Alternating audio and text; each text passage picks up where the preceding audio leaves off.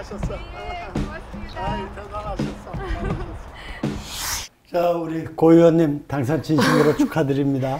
예. 선거운동 개시 첫날 첫 지원 유세를 네. 우리 고 후보 있는데 갔는데 아주 분위기도 좋고 지원하러 간 내가 아주 격려를 많이 받고 자신감을 얻었습니다. 아유, 감사합니다. 아직은 의원이라는 그 호칭이 어색해요. 이제 뭐 처음이고 하니까 기존에 계시는 의원님들도 아는 사람도 뭐 별로 없고, 근데도 이렇게 와주셔가지고 저는 좀 뭐랄까 아버지 같기도 하고 되게 따뜻하게 맞아주셔가지고 저한테는 되게 큰 힘이었습니다. 버팀목이었고, 그래서 너무 감사합니다. 지역구 선거 처음 치러본 소감이 어떠셨는지. 그 시장 골목골목 다니면서 상인들한테 인사도 드리고 아침 저녁으로 출퇴근 인사도 드리는데 전체 유권자들 중에서 그분들은 진짜 몇 안 되잖아요. 유권자를 다 만날 수는 없는데 얼마만큼을 뛰어서 다녀야 되나 늘 그게 고민이더라고요.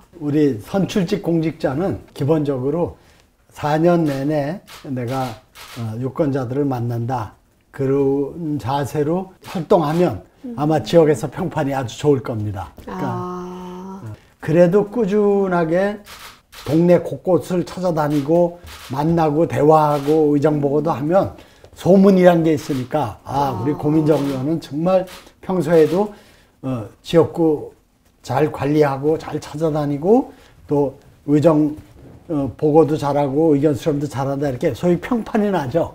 그게 이제 자산이 되는 거죠. 처음 정치를 시작하는 계기와 초심? 처음 계기는 이제 청와대 대변인을 하다가 나왔기 때문에 야당의 정권 발목 잡기가 사실 너무 심하게 저는 느껴졌었어요. 그때 이제 막말도 난무했었고, 대통령을 향해서 또 정부를 향해서 입에 담기 어려운 말들까지도 막 내뱉는 그 야당에 대응을 하는 게 참 힘들었고, 또 좋은 정책들이 이제 마련이 돼서 국회까지 갔는데 거기에서 또 이제 야당이 같이 이제 합의해주지 않는 것들 때문에 국민들 손에까지 가닿지 않고 이제 그런 답답함들이 굉장히 많았었거든요. 그래서 왜 이렇게 이게 안 풀릴까? 근데 생각해 보니까 우리가 촛불로 정권을 바꾸고 대통령도 바꿨지만은 국회는 여전히 그 이전 상황 그대로여서 이게 반복이 되는구나 하는 생각이 들었고요.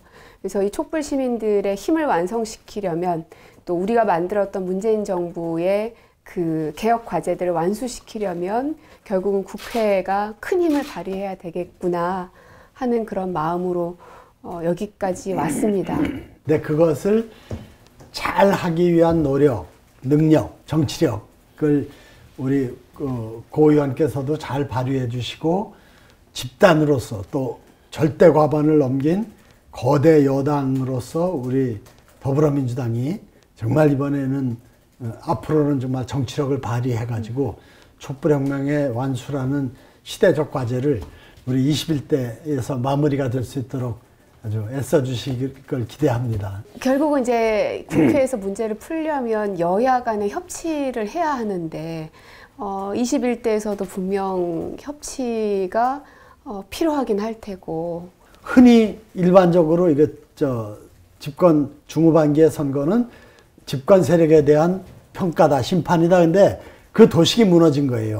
그러니까 야당에 대한 심판이고, 도대체 이런 야당을 우리가 어떻게 지지할 수 있겠는가 하는 국민적인 어떤 우려와 또 심지어 분노까지 난 이번 선거 결과에 담겨 있다고 보는데, 그런 점에서 이번에 야당이 국민의 심판을 겸허하게 받아들이고 새롭게 태어나려고 하는 노력을 하면 저는 21대 국회는 20대 국회는 낫지 않을까 싶고, 또 우리가 집권 여당 또 다수당으로서 그 제1야당을 존중하고 또 정말 협치가 가능한 쪽으로 국회가 운영되도록 좀 우리가 배려하고 또 양보할 건 양보하고 이런 자세도 우리한테 필요할 것 같아요. 그러려면 야당에 있는 의원들하고도 일상적인 만남이나 이런 것들도 도움이 될까요? 이렇게 좀 인간관계를. 그럼요. 상임이나 이런 걸 통해서 좀 이렇게 자주 만나고 대화하게 되니까 내가 다루는 정치적 현안 또는 내가 소속해서 활동하는 상임위의 영역으로만 의정활동을 한정할 게 아니라 내가 평소에 관심 있고 중요하다고 생각하는 것, 또 한편으로는 사회적으로 시대적으로 요구되는 어떤 그런 과제들을 잘 찾아서 그중에 내가 이거는 지속적으로 일테면 고민정 의원의 브랜드로 만들어 나가겠다 하는 그런 어떤 분야나 영역을 잘 좀 모색을 해서 거기에 공감하는 관심 있는 여야 의원들과 함께 같이 공부하고 또 정책도 만들고 이런 거를 꾸준히 하는 것도 굉장히 중요한 일인 것 같아요. 예. 이 여당 의원들끼리만 하는 게 아니라 여야가 같이 하는 자리들도 있나 보네요. 원래 국회의원 연구 모임을 네. 어느 한 교섭단체 의원들로만 구성하지 못하도록 돼 있는 게 그런 기회를 통해서 다른 정당들 사람들이 함께 그렇죠. 스터디를 할 수 있는 그런 기회를 만들려고 그렇게 설계된 거죠. 네.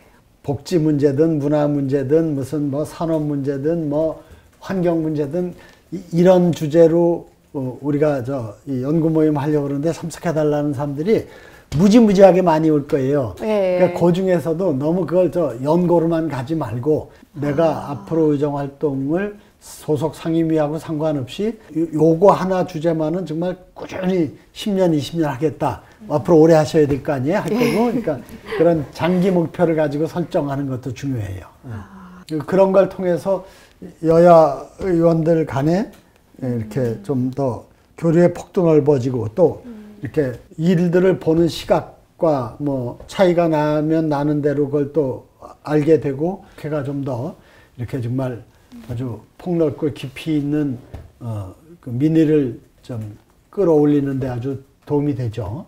그런 모임 가운데 오랫동안 남았던 관계로 되신 야당 의원님이 웰다잉 문화 조성을 위한 활동은 정가변 전 국회 부의장이랑 같이 하고 기부문화 선진화를 위한 활동은 이주영 현 국회 부의장하고 같이 공동대표를 했고 몸싸움 없고 대화 타협으로 국회를 운영해보자 해서 선진화법 제정하는데 각각 양쪽에서 앞장서서 같이 그야말로 전략도 여야가 당이 다른데 같이 세우고 이렇게 해나간 분이 이제 김세연 의원이죠. 불출마 이번에 하셨지만 늘 여야는 싸우는 모습들만 국민들은 많이 보는데 이런 선배님들이 계셔서 이게 법안도 나오고 세상도 변하고 그러는군요.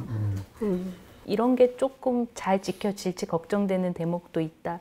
그러니까 가장 큰 거는 협치가 과연 될 것인가에 대한 부분이에요. 180석이라는 패스트 트랙을 실행할 수 있는 절대 다수의 그 숫자를 얻었고, 그러니까 그렇기 때문에 우리는 숫자로 밀어붙이면 되지 무슨 대화와 타협이 필요하냐 이런 자세를 안 가져야 되고, 그리고 야당도 지난 20대에 무조건 반대, 대안 없는 반대 이런 것들이 우리 사회 발전에 도움이 되겠느냐 하는 점에서 근본적인 신뢰를 못 얻었거든요. 그러니까 야당도 어떻게 보면 시행착오를 겪었기 때문에 이제 보다 근본적인 변화를 요구받고 있고, 다수 세력인 여당이 어떤 문제를 추진할 때 거기에 소수 세력인 야당 또는 소수 세력이 대변하는 국민의 목소리를 조금이라도 반영하려는 진지한 노력을 하면 우리 여당도 그걸 무시할 수는 없죠. 무시하면 안 되고. 그렇죠. 그런 점에서 협치의 새로운 모델이 가능할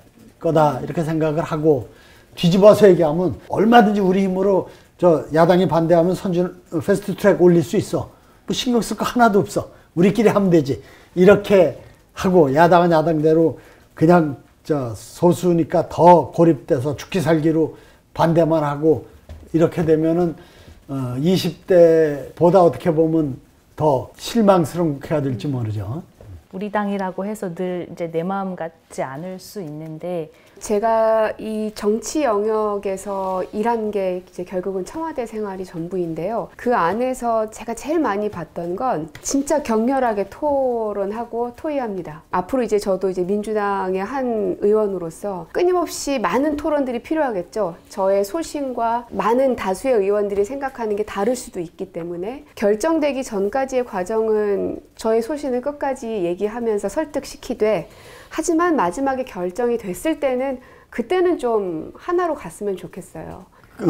뭐 아주 중요한 말씀이고, 당내의 그 의견 수렴도 쉽게 그냥 뭐 지도부에서 결정하고 의원들이 뭐 따라오도록 하는 그런 쉽게 가는 방식으로 가는 것은 초기에는 편할지 모르지만 나중에는 그런 여러 가지 부작용이 너무 크죠. 그래서 소위 원내 교섭단체, 당의 역할이 불필요하게 별 생각 없이 모든 부분에 다 개입을 하고 영향을 과도하게 미치는 측면이 있어요.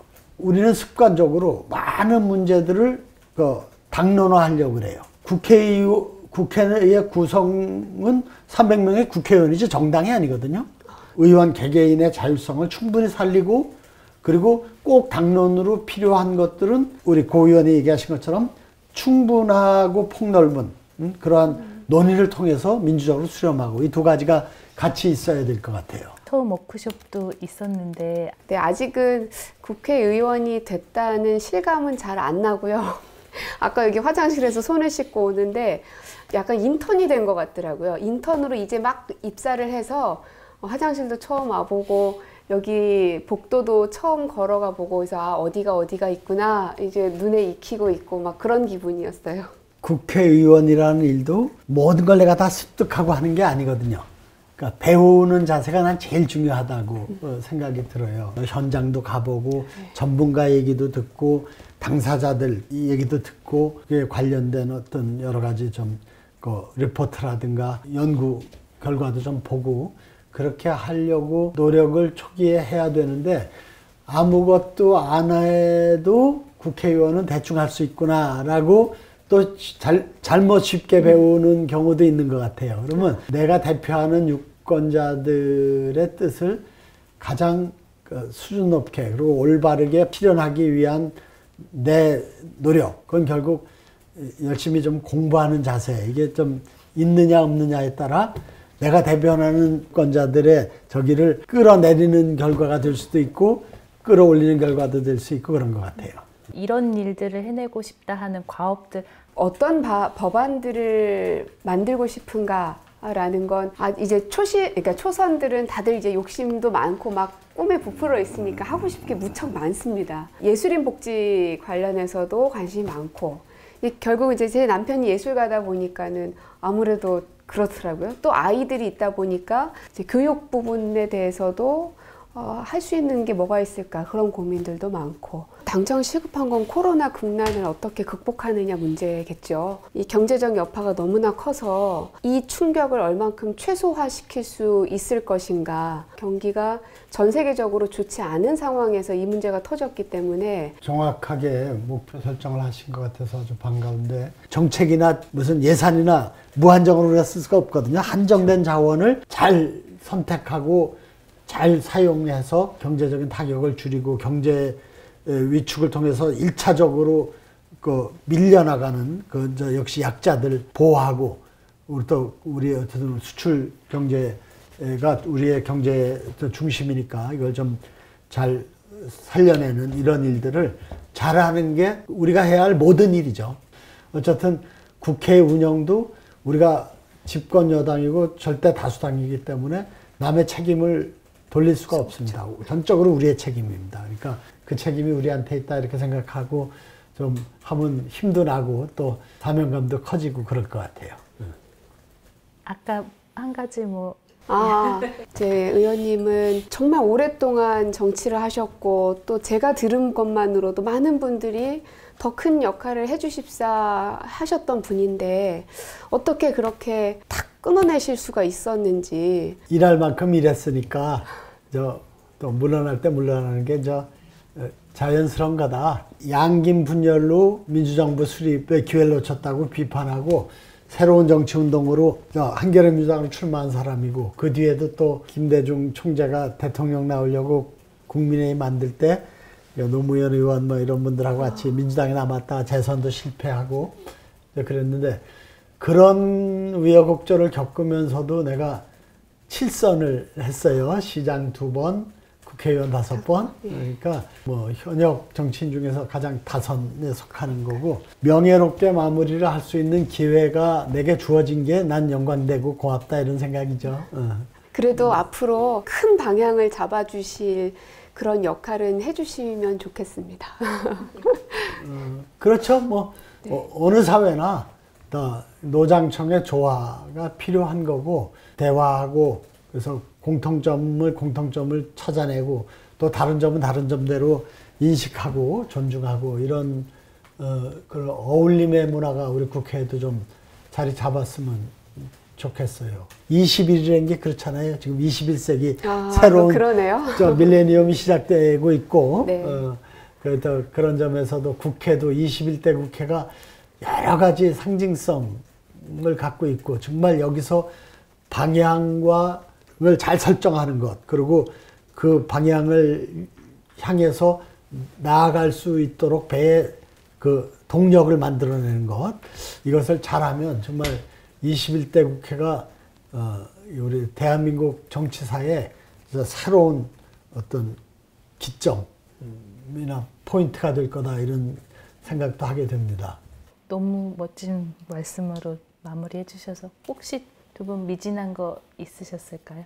아직은 뭐 초기니까 네. 이렇게 선배 의원들이나 또 이렇게 좀 빠르고 뭐 이제 뭐든지 남들보다 빨리 잘하는 사람들 있잖아. 그 사람들이 뭐도 만들고 막 그럴 텐데는 같이 다녀 보시면서 조금 모색기를 갖고 정치인 중에 국회의원 중에 이를테면 웰다잉은 운동 열심히 하는 사람은 원혜영이다. 이건 돼 있거든. 내 브랜드거든. 그러니까 고민정 브랜드를 역시 문화예술도 워낙 폭이 넓으니까 아까는 뭐 네, 문화예술인 복지인데 어쨌든 그리고 상임위를 뭘 하든지 간에 그쪽에 대해서는 항상 이렇게 정책 개발도 하고 문화예술계가 참여하는 여러 가지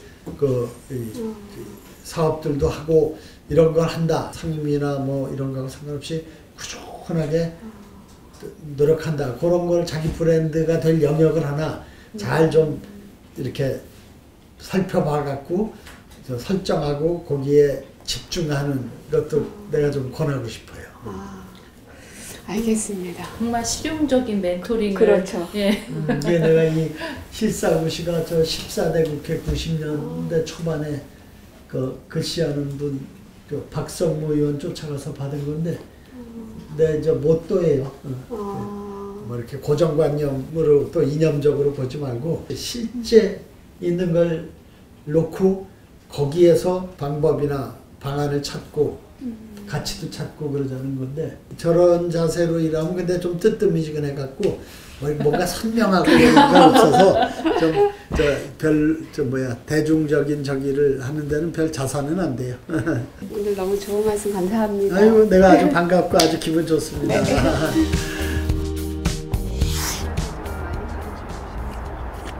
그래요. 조금이라도 도움이 되면 나도 영광입니다. 어디 상임위원회는 어디 생각하고 계시나?